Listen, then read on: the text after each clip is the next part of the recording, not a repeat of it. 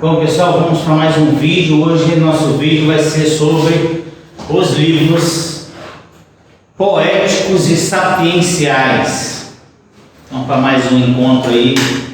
Vamos tocar o barco. Esse é o nosso terceiro vídeo sobre a estrutura da Bíblia. Antes de nós falarmos sobre cada livro, alguns detalhes e algumas descrições sobre cada um desses livros, vamos falar um pouco de um aspecto geral que envolve os livros poéticos e sapienciais.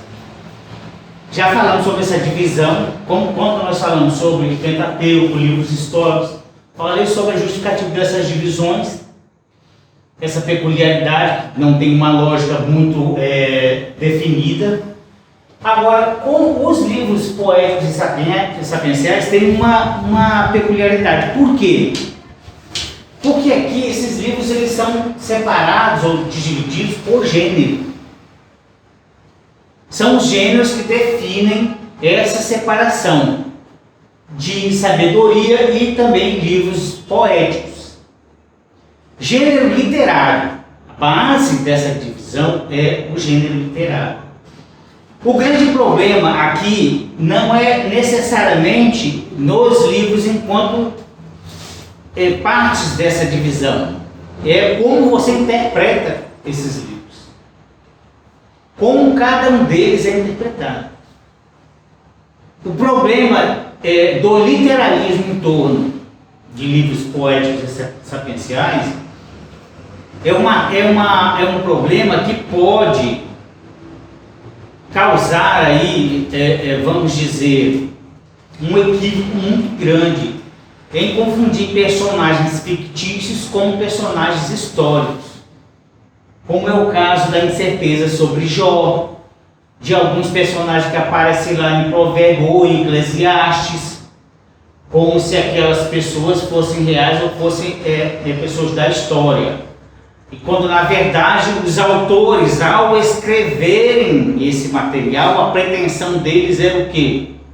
A mostrar ali, demonstrar uma máxima ou falar coisas relativas à experiência do dia a dia, mas num aspecto mais de moral, de máximas da vida, não necessariamente com a finalidade de demonstrar um elemento histórico por trás de cada um desses livros. Esse é um problema quando você pega esse livro para interpretar. Aí eu mandei um livro para vocês hoje, como indicação, mandei aí no zap de vocês. Eu eu evito ficar falando de editoras, esse tipo de coisa, até porque eu divulgo isso aí. Então nós não fazemos propaganda de editora, mas a gente tem a pretensão de indicar os melhores, então eu mandei um para vocês no zap. Tem um livro de comentários e análise sobre os Salmos do Luiz Alonso Shekel. Tá Shekel lá, mas é Shekel, né? E eu fiz uma indicação também de Palavra e Mensagem do Antigo Testamento, que é um texto do Joseph Schreiner. Está escrito lá Joseph Schreiner, mas é o Joseph Schreiner. Eu falei Schreiner para vocês acharem melhor, mas é o Joseph Schreiner, que é um material importante e bom para vocês compreenderem um pouco sobre a estrutura do Antigo Testamento e também o seu conteúdo. Mas os professores das disciplinas específicas de Antigo Testamento ou dos outros livros que sejam no Novo Testamento mesmo, vão trabalhar isso mais direto com vocês e mais especificamente sobre cada um desses livros. Agora, por enquanto, cabe a gente entender que esses livros eles têm uma separação dentro do texto da Bíblia, tem uma categoria, eles entram em uma certa divisão lá, uma divisão que a tradição fez, e nós comparando com a Bíblia hebraica, eles não correspondem aos mesmos dispositivos que eles estão lá na Bíblia hebraica.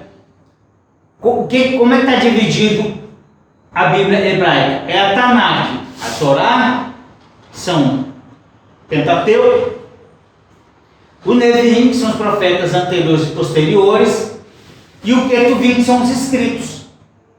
Esses livros aqui, por exemplo, que nós colocamos aqui como poéticos e sapienciais, eles vão entrar nos escritos. Então, olha a divisão lá. Então, essa divisão aqui, ela pretendeu muito mais trabalhar uma justaposição por causa dos gêneros que esses livros apresentam, poéticos ou sapienciais. A origem desse conhecimento não necessariamente vem de Israel. Uma boa parte dos estudiosos vão ver o princípio desses conhecimentos fora dos limites da cultura de Israel. Israel, ele sincretiza conhecimentos do seu entorno geográfico e do seu momento histórico também. Vai colhendo certos elementos das culturas dos povos em volta dele, ou até aqueles com os quais eles conviveram antes de se tornarem povos, um grupo institucionalizado, ou uma nação institucionalizada. Então ele trouxe de alguns lugares, principalmente dos cananeus e dos egípcios, conhecimento de lá. Não trouxe porque disse assim: vou lá entre os cananeus buscar isso, ou vou lá entre os egípcios buscar isso. Não, eles estiveram lá, foram parte dessas sociedades, ou eles ou seus ancestrais, e esses conhecimentos são transmitidos um após o outro. Então o judeu vai assumindo esse sincretismo cultural e social. Então esse detalhe é importante e a gente não deve ignorar quando a gente parte para o processo de interpretação. Das disciplinas que nós estudamos, uma boa parte delas está relacionada com o processo de interpretação da Bíblia, que é importante a interpretação do texto sagrado para nós. Para o estudante de teologia, sua atividade principal não é exclusiva, mas a principal é a interpretação do texto bíblico. Então, a maioria das disciplinas que nós trabalhamos e apresentamos é em torno da interpretação do texto bíblico. Então, ler o texto bíblico é importante, ter um método para ler é importante, técnicas para desenvolver uma exegese e uma hermenêutica é importante. Todos esses critérios vocês vão ver, ou na minha aula ou na aula de outro professor. Então, nós vamos ver que o conhecimento poético tem uma peculiaridade.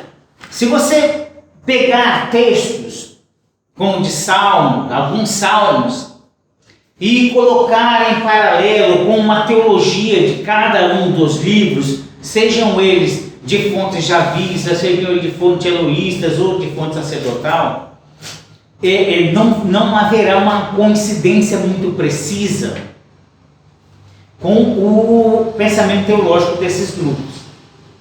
Você vai ver que alguns salmos demonstrando uma certa dúvida sobre a existência, em termos de origem, sobre a gênese, sobre a existência. Parece que não teve contato com a tradição que desenvolveu a reflexão sobre a criação, que parece demonstrar uma certa dúvida. Tu sabes quem eu sou, tu sabes da minha estrutura, tu me viste lá no ventre da minha mãe. Então, as citações sobre aquela precisão da criação de Gênesis, você não vai ver isso muito presente no Salmo. E é importante perceber que, quando nós falamos de estrutura poética, a gente tem que pensar na pessoa do poeta e na pessoa do intelectual. Essas pessoas estão entre os intelectuais e estão entre os poetas. Olha, vou falar por experiência de vida e também por estudo de pessoas que encontrei. Já fui em encontros de poesias, encontros de poetas. Nós fizemos um encontro numa editora aqui de Vitória, isso tem uns 8 ou 9 anos mais ou menos. Tivemos contato com poetisas, pessoas que desenvolvem textos nessa área da poesia. E você percebe que essas pessoas, elas não não segue muito padrões. Poetas, eles vêm um lado muito, vamos dizer assim, poêmio e poético, assim, aquela perspectiva boêmia da vida. Vocês estão entendendo o que eu estou querendo dizer? Se você pega um cara que escreve poesias, um cara que escreve poemas, você já deve ter em algum momento da sua vida escrito uma carta de amor ou mandado uma mensagem de amor para alguém. Tem coisa mais ridícula do que uma carta de amor, cara. Você parece que não está funcionando no seu ambiente normal como você escreve uma carta de amor. E você depois pega aquela carta e como eu tive coragem de escrever uma coisa dessa. Então o poeta, ele é o cara que vive nesse mundo o tempo todo. Ele pode ter algumas mudanças, a paixão dele pode ser uma outra. A paixão dele, por exemplo, pode ser a lei. É o caso de muitos salmos que engrandecem a lei, engrandecem a aliança. Mas o comportamento dele diante da vida é muito diferente do comportamento das pessoas comuns, comerciantes, agricultores, trabalhadores braçais, artistas que fazem trabalhos manuais, como os artesãos, são diferentes. O poeta, ele é romântico e vive uma vida boêmia. A relação do poeta com o divino é diferente também, por exemplo, da relação que o sacerdote tem com o divino. É muito diferente. Ele vai se aproximar do divino de forma diferente.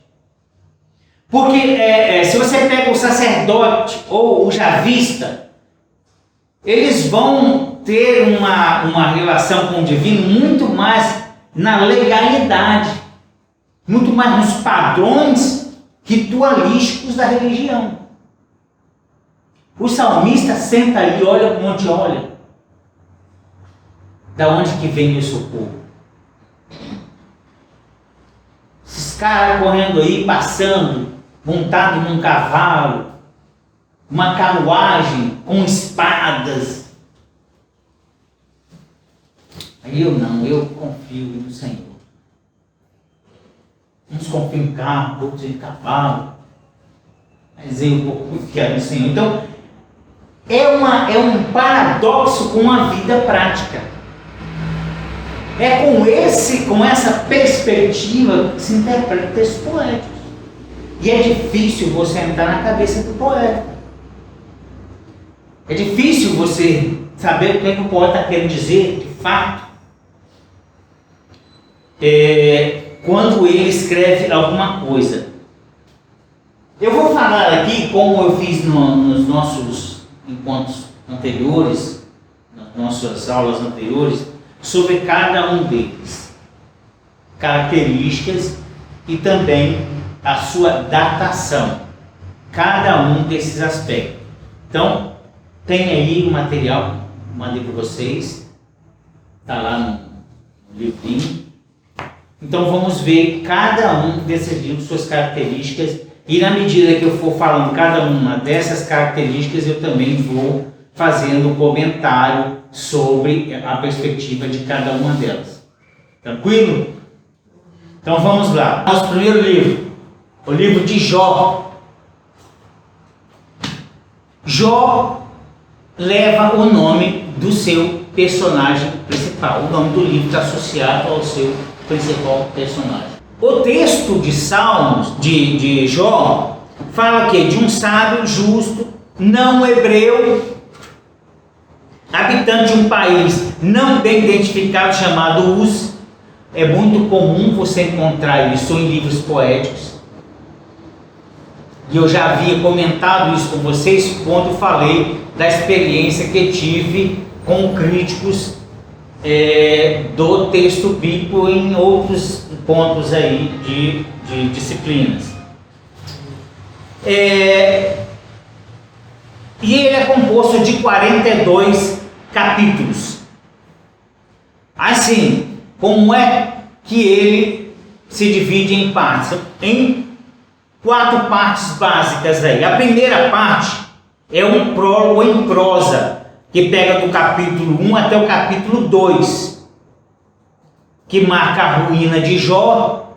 Tem aquele diálogo inicial, que aparentemente é um diálogo entre Deus e o Satanás.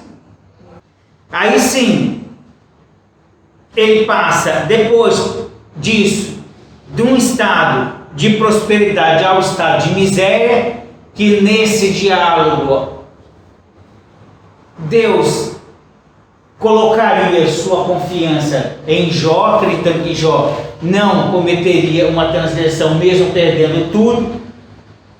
Aí depois vem o luto, a doença, por causa de um desafio aí entre Deus e Satanás aí. Aparecem aí os seus amigos Elifaz, Baldade, Sofá e depois, mais no final, o Eliú.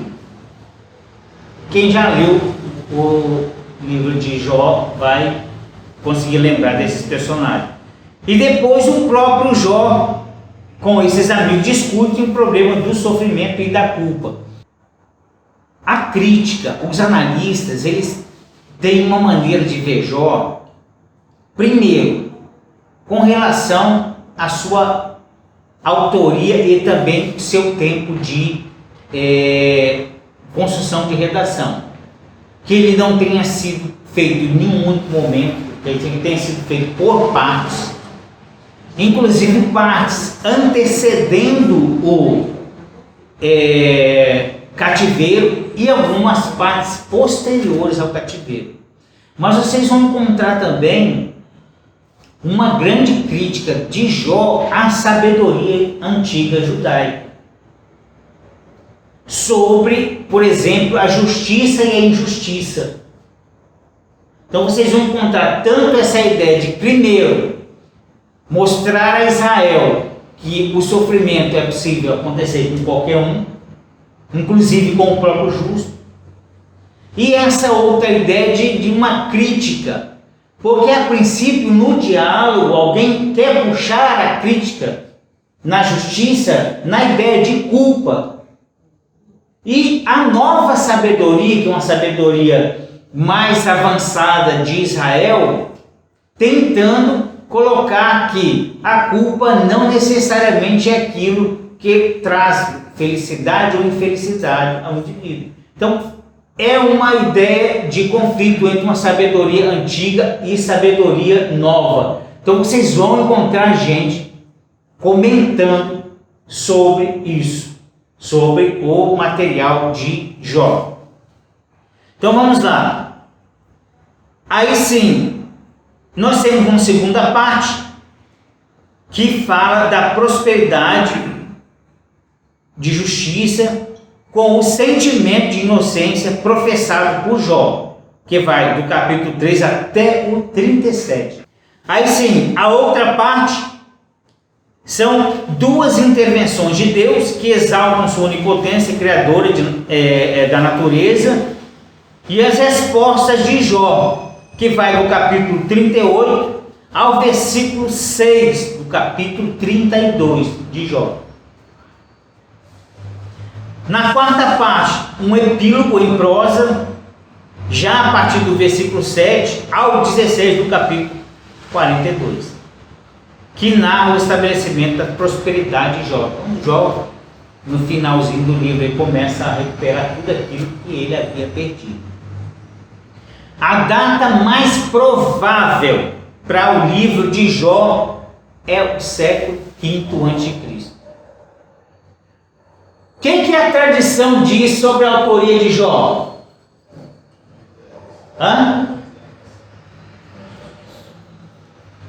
Moisés. Então isso não é possível. Tem uma série de cogitações sobre a autoria do livro de Jó, mas não é muito bem aceita e não tem nenhum fundamento histórico ou literário. Moisés não teve tempo para isso. Aliás, alguns duvidam, inclusive, até da existência de Moisés. Mas isso é uma outra questão e é de outra matéria. Outra questão para ser analisada aí ao longo da disciplina de Antigo Testamento. Então, as datas mais prováveis ficam aí perto do século V. O prólogo e o epílogo podem ser anteriores ao exílio. Nesse sentido que nós falamos sobre a hipótese do livro de Jó ter sido escrito em mais de uma etapa. Eu já estive analisando sobre essa divisão do livro de Jó e já olhei alguns casos. A ideia é que o autor, de certa forma, deixou uma obra inacabada e alguém conclui essa obra, ou que ele escreve essa obra e, de acordo com determinados eventos, se é o caso para falar com Israel, a sua queda, sua divisão, e depois sua escravidão, e depois sua restauração, que seria teoricamente uma alegoria a respeito disso, e que ele tenha esperado realmente passar todo esse período, ou a gente pensa em um autor que era alguém que cabeceava uma escola ou uma fonte, e deixa esse material sendo desenvolvido e ele é concluído no pós-exílio. Mas tudo isso é hipótese.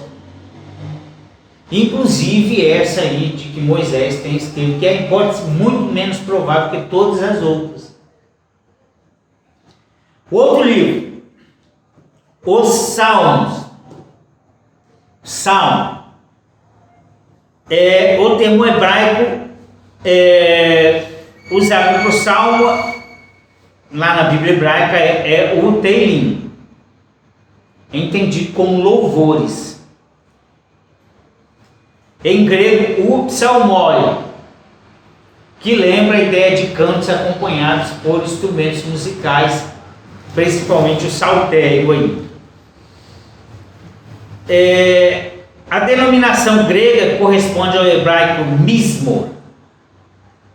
Pode ser encontrado em 57 salmos. Essa expressão, que é o psalmoi. 57 salmos é possível encontrar.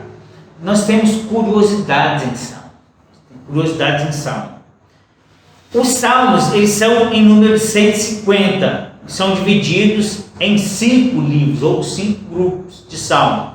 Um pega de 1 ao 41, outro grupo do 42 ao 72, outro grupo de 73 ao 89, um outro grupo do 90 até o 106, um outro grupo do 107 até o 150.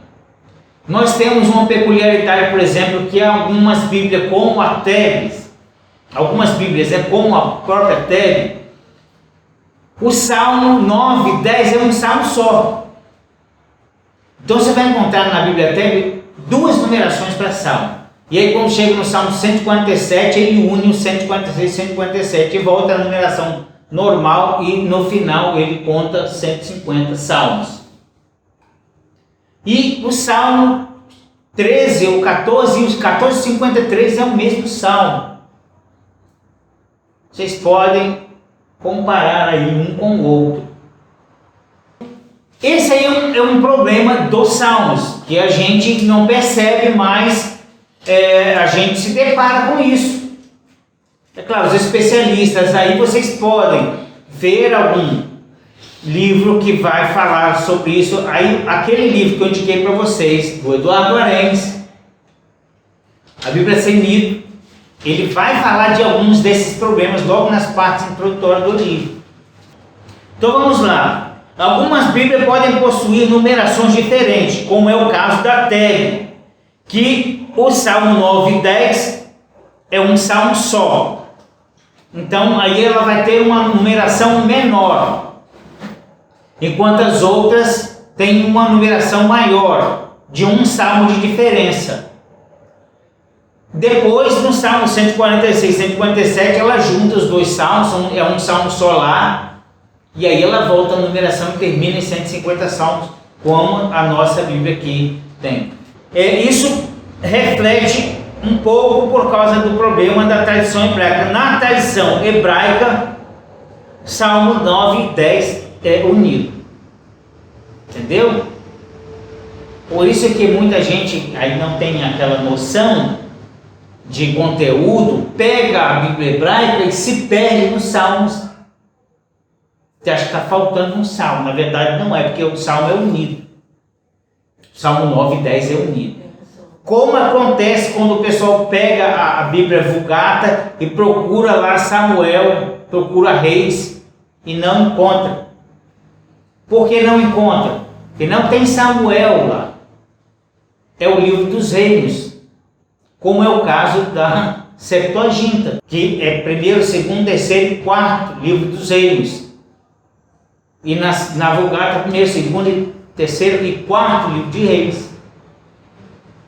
Porque essa consulta complica quando alguém vai olhar e não conhece.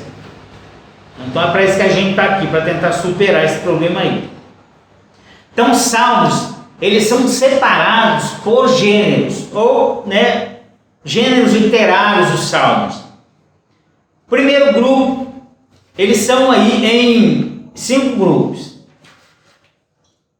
Vou falar sobre alguns deles, não vou falar sobre todos não, por causa do tempo. Primeiro grupo é o salmo de louvor. Aí você fala assim, quais são? Não vou falar quais são os salmos aqui. Quais são os salmos que são de louvor ou não, que são alternados, não estão em sequências. Alguns estão, outros não. Mas tem uma referência que vocês podem pegar, que é a do Luiz Alonso, vocês vão encontrar lá. Vocês vão encontrar também no forré que eu mandei para vocês aí. Nós temos os salmos de louvor que possuem subdivisão em hinos, salmos reais e os salmos de Sião. Alguns aparecem lá o nome com clareza nas perícopes. Nós depois temos o segundo grupo, que são os salmos de crise. São salmos de súplicas individuais e súplicas coletivas, manifestação de confianças e salmo de ação de graça. O terceiro grupo são salmos de meditação. São reflexões sobre a história de Israel, ensinamentos, celebração da Torá, caso do Salmo 119, que é um claro elogio, louvor à aliança da lei. Aqui vocês vão encontrar o Salmo 119 praticamente. Salmo 119, como é que ele é dividido? Salmo 119 é dividido Aleph, Beit, não é isso? Está lá? Gimel, Dalet. Eu já vi muita gente olhar lá os salmos e dizer, vamos ler o salmo do profeta Aleph. E pelo amor de Deus, Aleph é uma letra do alfabeto hebraico, não é nome de pessoa não. Então você vai ver lá o Aleph, o Beit, o Gimel, o Dalet. Na nossa tradução em português, vocês não vão perceber. Por isso que a gente perde muito na leitura dos salmos. Por que a gente perde? Porque nós não conseguimos acompanhar a estrutura poética por trás do salmo. Então a gente perde na tradução em português.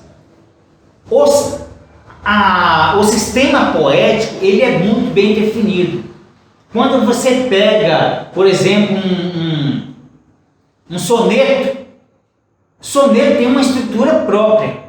Tem uma quantidade de estrofes, tem uma quantidade de linhas de cada uma estrofe do poema. Então, se você exclui uma linha de um soneto, você destrói o soneto, ele deixa de ser soneto. Então, o texto poético hebraico, ele também, só que lá não é por estrofe, eles chamam de cola. Bicólon, tricólon.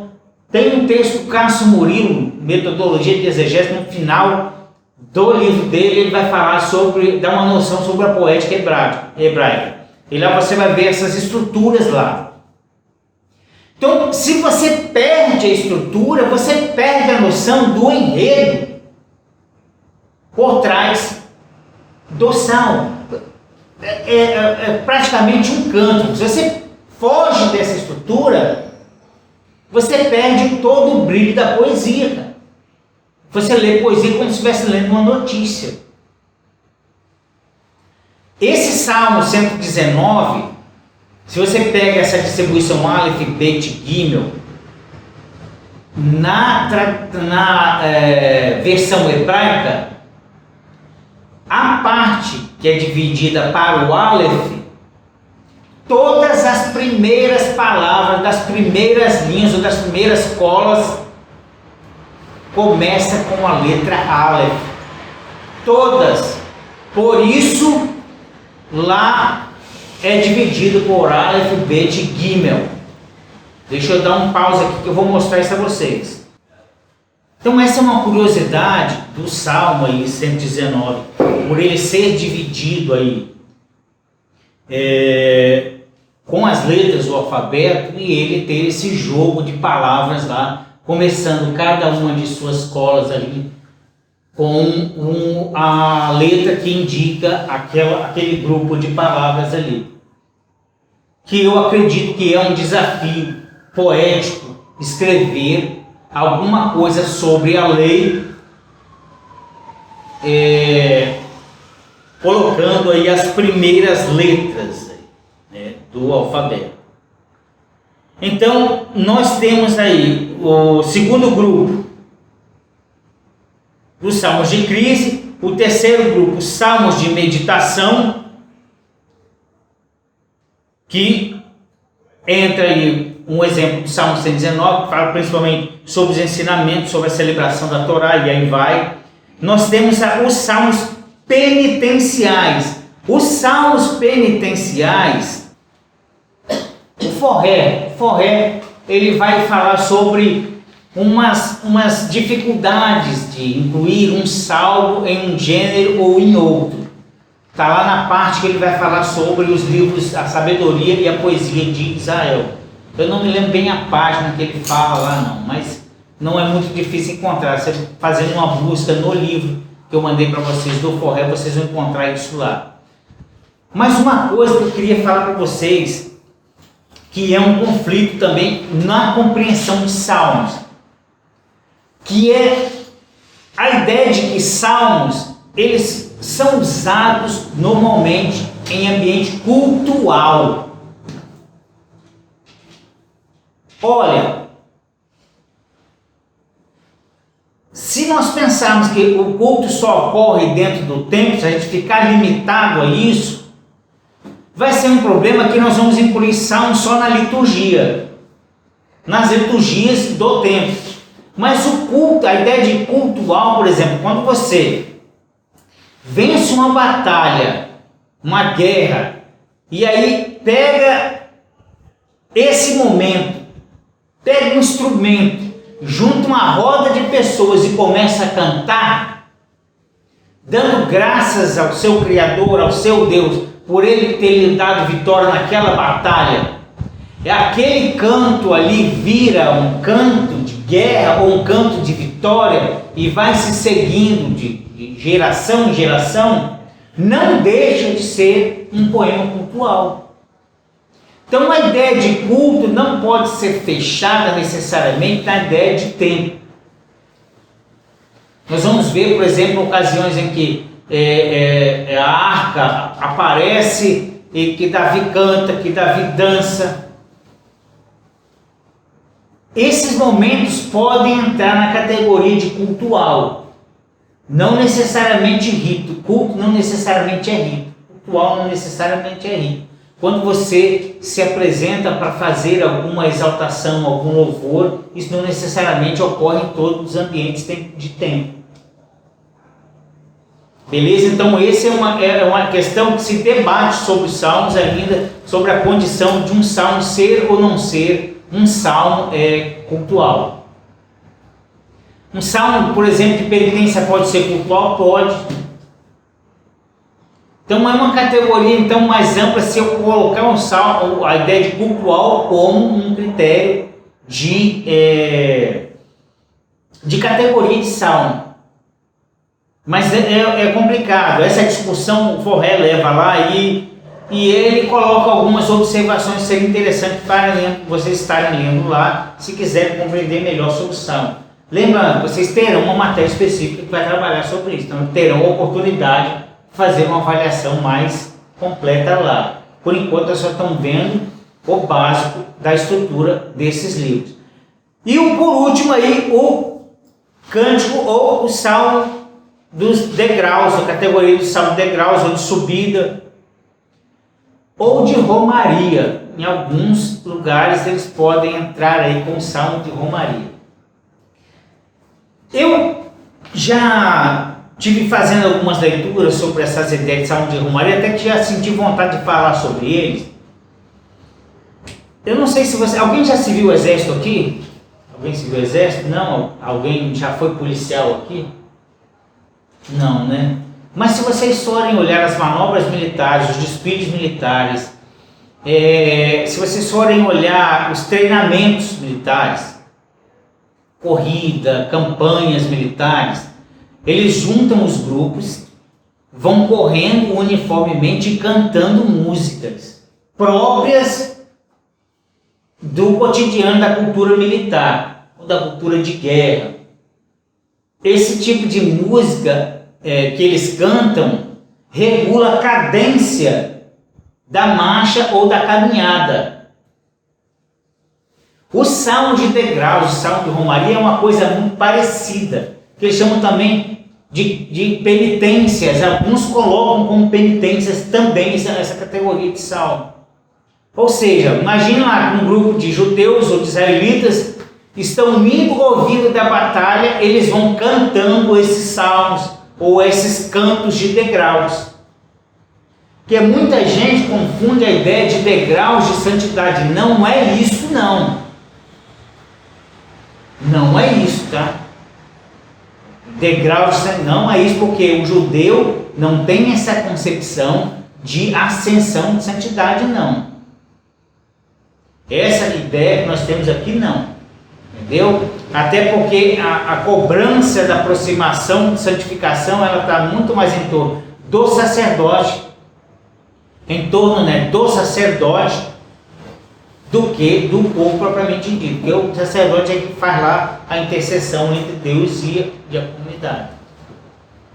Então, os salmos de degraus estão muito mais para essa ideia do deslocamento de um lugar para o outro. E aí recita-se, canta-se esses salmos. Precisei parar com o estudo por falta de tempo, mas eu cheguei até aí. Então, a datação dos salmos é muito incerta. Então, sobre a datação, fala-se, por exemplo, de século IX a.C., ou mesmo de datas anteriores até pós-exílios, com remanejamento ou atribuições. O Saltério, na verdade, na forma que ele está hoje aí, esse conjunto, esse juntamento, é do século II. Do século II a.C. Sobre o Salmo, entendam o seguinte: ninguém, em momento algum, parou, sentou em um lugar e disse: vou escrever um livro de Salmos. Não foi assim. Os cantos, eles acompanham uma cultura. Os cantos acompanham a cultura. Olha, se você pegar, por exemplo, inários, porque o salmo é um inário, ele é um tipo de inário para a tradição judaica. Você pega, por exemplo, os inários que nós temos como cantor cristão, como a harpa cristã e alguns outros inários de denominações, a maioria deles tem sua origem entre os bretões e celtas. Na Europa, músicas cantadas com melodias de batalha, de guerra, de tradições de religiões cristãs. E essas melodias elas acabam se tornando depois hinos e colocados para ser cantado dentro das igrejas antigas, e chegam até nós com a mesma melodia, mas com letras diferentes, alguns cantados em tabernas. Regrada muito vinho, muita carne. Bom, gente, nós vamos ficar por aqui para esse vídeo não ficar muito longo. Depois a gente faz um vídeo complementar com o restante da matéria de livros poéticos.